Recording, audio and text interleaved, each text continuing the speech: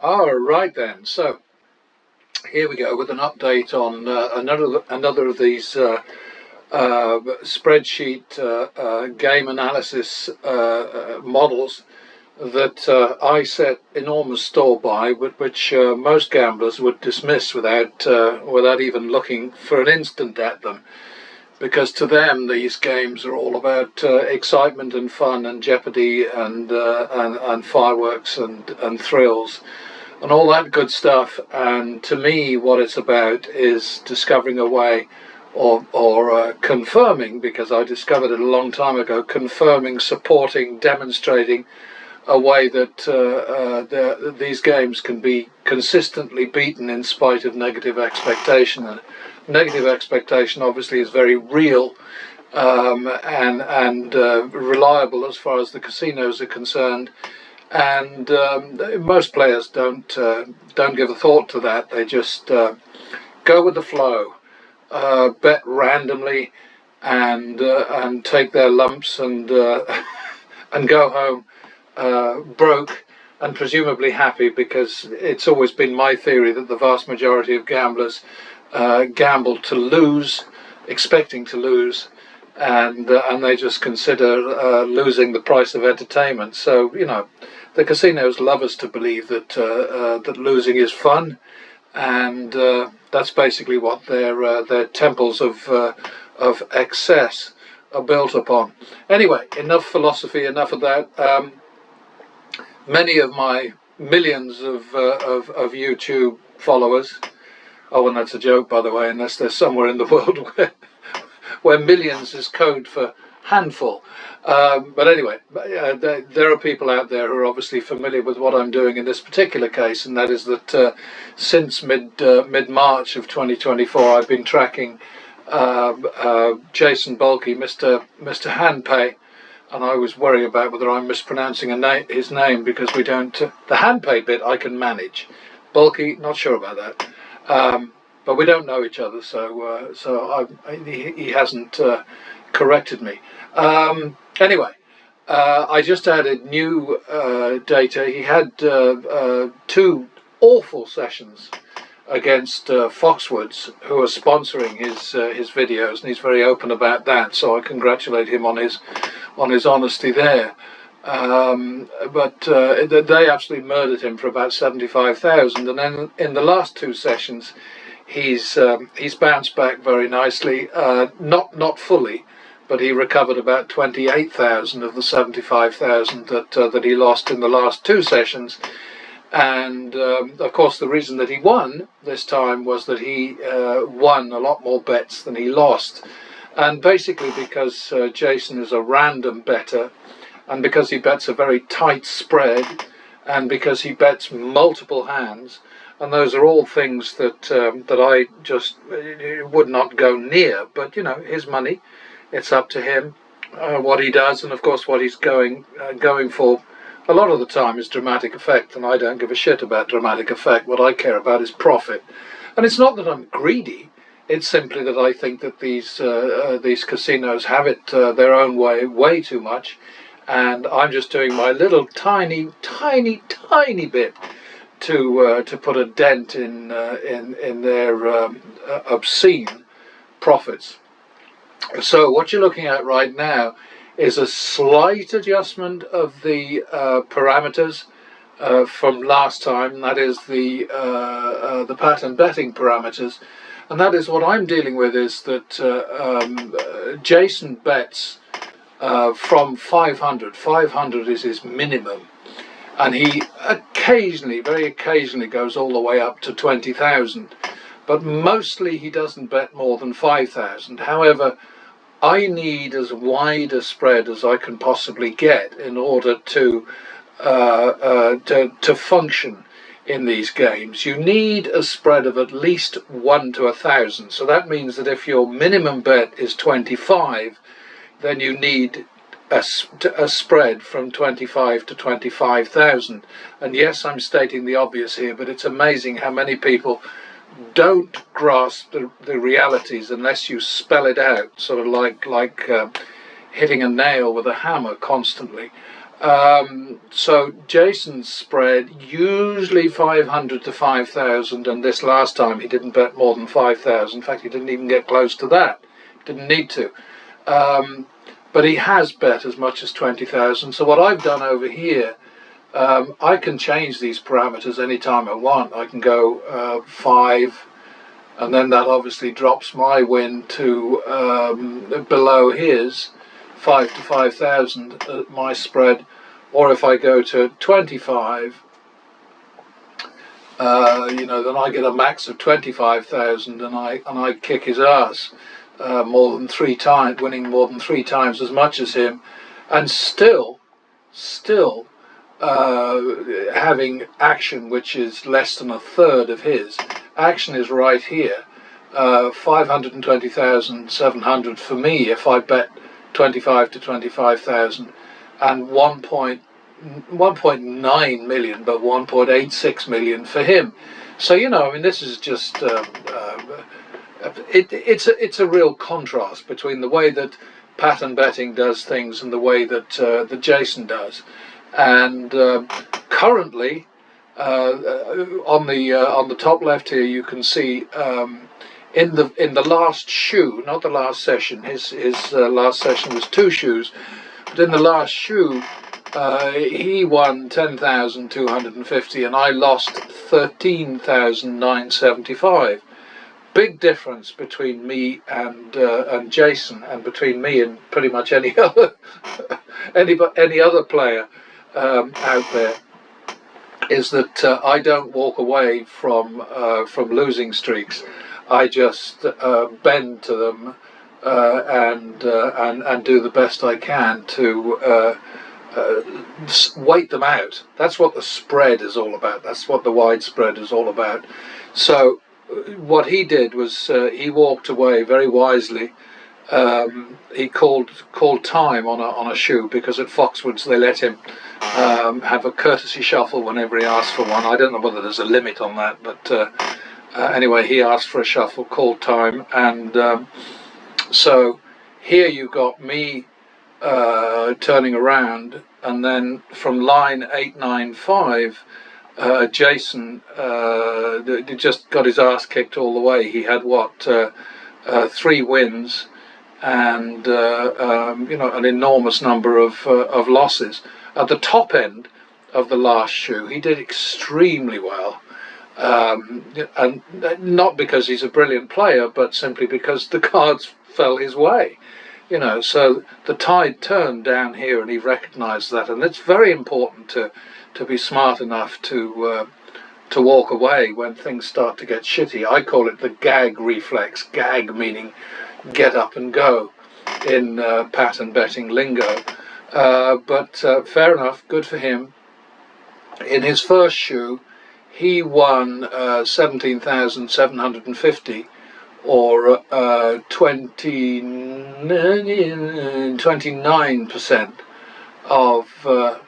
of his action, and pattern betting won a shade over 4,000 with its much smaller bets, and the percentages were quite different.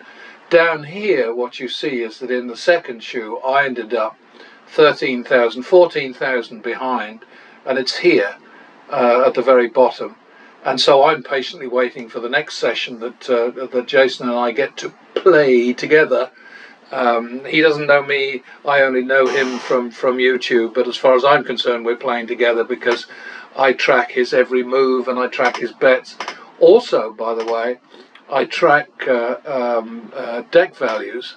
Not that I have any faith whatsoever in card counting, but my lack of faith in card counting was somewhat cemented this time. If you look down here, column R, this is the deck value during Jason's play. Okay, so obviously we start out with a shuffle at 0.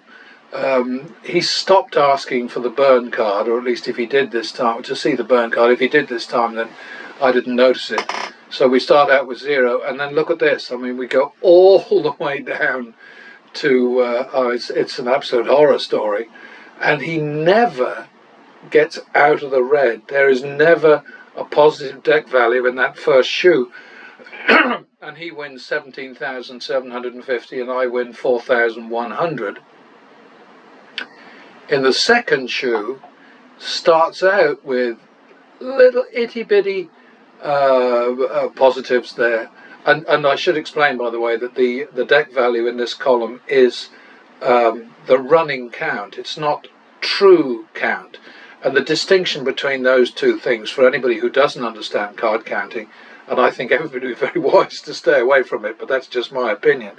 The way it works is that if you get a deck value that's, say, 15, and you've got 5 decks left in the shoe, then you divide the 15 by 5 and you get a true count of 3. And according to the Professor Thorpe theory, you then bet 3 units. So for every plus in a positive deck value, true value, so that's the running count adjusted for the number of decks left in the shoe, for every point you bet a unit. So for Jason, it would be 1,500 here. It would be, assuming that this was true value and not running count, and it would be 1,000 there, blah blah blah. Now what you see here is the deck value goes into negative, which means it would be slightly less negative, but certainly not positive if it were the true count, and it stays negative all the way to the point where Jason called time out down the bottom here. And this is relevant stuff. I recognize that most people just don't care. They don't want to win. They have their fun time in Las Vegas. They drink their so-called free cocktails. They pay through the nose now for rooms and food, whereas in my early days in Las Vegas back in the 70s, you didn't pay for a bloody thing, you know. And if you ever did have to put your hand in your pocket, you could get a super room for $15 a night, and you could get a blowout meal for less than a fiver, a fin, I think they called them back in the days of, what was his name, Damon Runyon.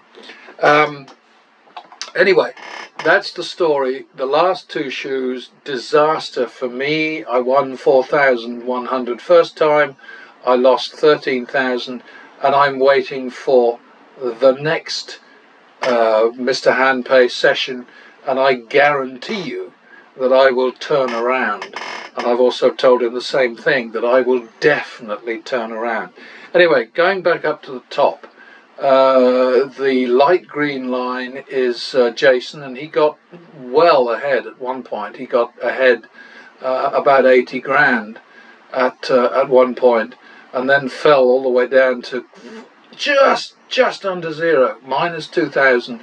And now he's at 27,500 ahead. Things to look at here are, of course, his huge action, because his bets are so much larger than mine, and here's my action over here. If I set at 25 to 25,000, and his average bet value is 243% of mine. So in other words, on average, he's betting about 2.5 times as much as me. And I'm right now, even in my current slump, I'm looking at a 19.5% hold of my total action. And hold is an expression they use in the casino business for basically what the rake is for the house. So, you know, if action is 100,000 and the house holds 10,000, then their rake is 10% and so on. But I don't think anybody needs to worry about that sort of detail too much. Interesting thing about Jason, if you come down here to this bit just under the chart, his average win over average loss is 120% right now, which is good. You know, I mean, he's been doing it by blind luck, I'm fairly sure, but I could be wrong about that. He might have a plan that I haven't yet spotted. I have my doubts about that, because I'm pretty good at spotting trends. But anyway, he's managed to achieve 120%. For me, playing against exactly the same outcomes. I'm at 150%, so my average win is half again as large as my average loss, and that's pretty important. My risk just under 18,000, his risk just under 33,000, and here we've got Jason, Mr. Handpay's exposure, 33,000, and again mine, which is 18,000. Down here we've got the last session. Okay, so that's the 2 shoes at Foxwoods that Jason has just put up for us all to applaud and so on. He's running at an average win of 1,406 and an average loss of 1,102. So he's running at 128% right now. And me, because I've been getting my ass kicked in these last, well, not the last 2 shoes, but the last 1 shoe certainly, and even then only the last half. I'm at 259 win and 631 loss. So I'm a failure per the last. Excuse me. Now I'm getting throat troubles again.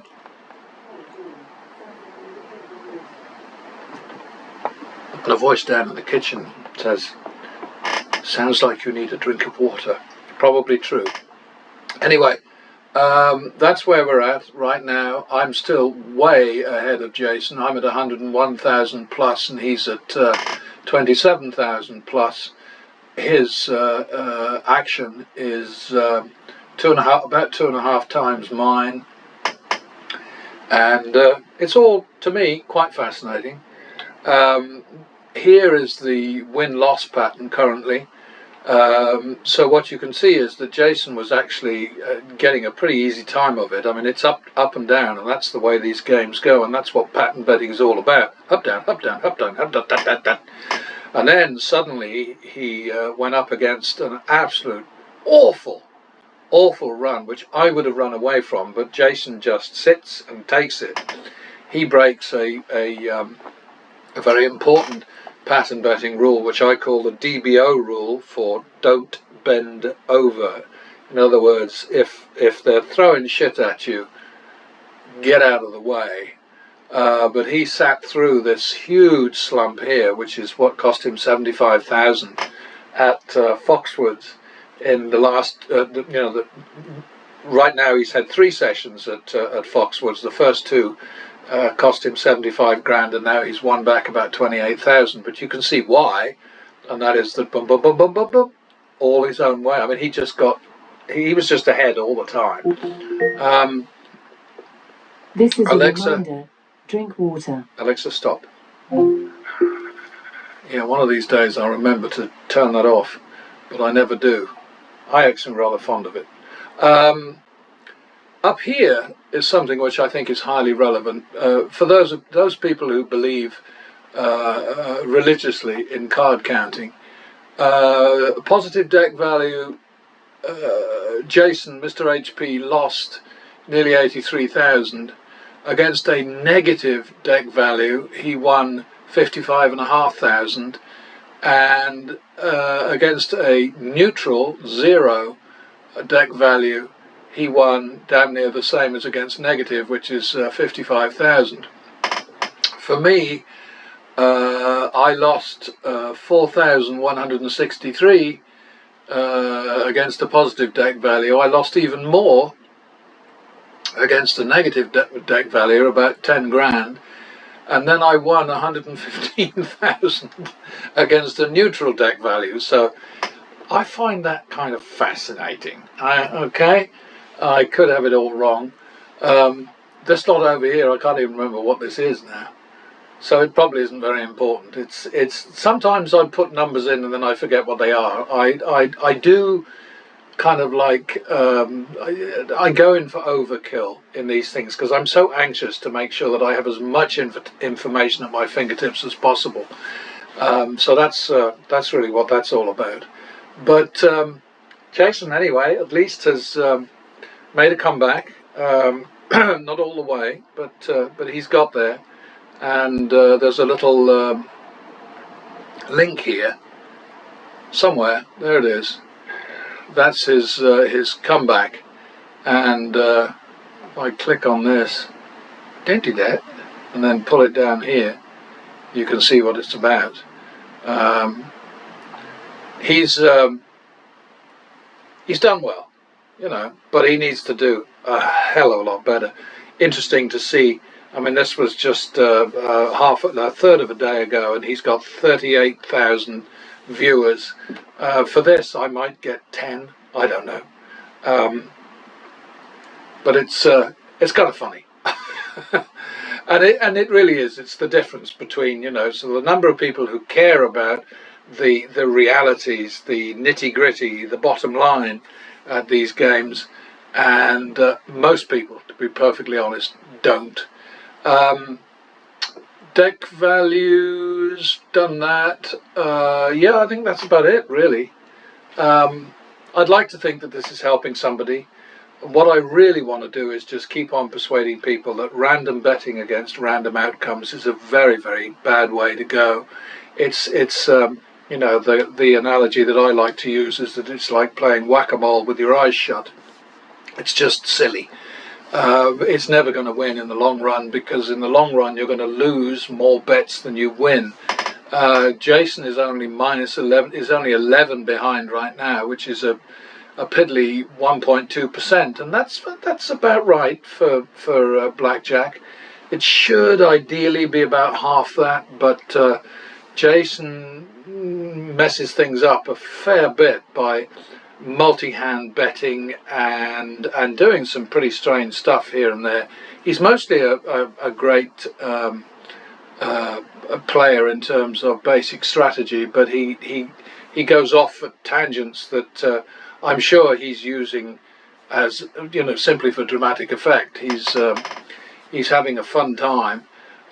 One thing I have to say, by the way, is that, you know, he's got this little box down in the corner now with his face in it all the time, and his expression this time and his whole demeanour is a whole lot different than it was when he was getting his ass kicked before, and that's hardly surprising. But it's just nice to see the guy really sort of like jazzed and enjoying himself, because you know, he was really getting his ass kicked. He was bending over for the last couple of Foxwoods sessions, and I don't think whatever Foxwoods is giving him, however much booze they put in his bar in the room, no matter how plush the rooms are and what the thread count is, blah blah blah blah blah, it ain't worth the 75,000 that he tipped in the toilet before.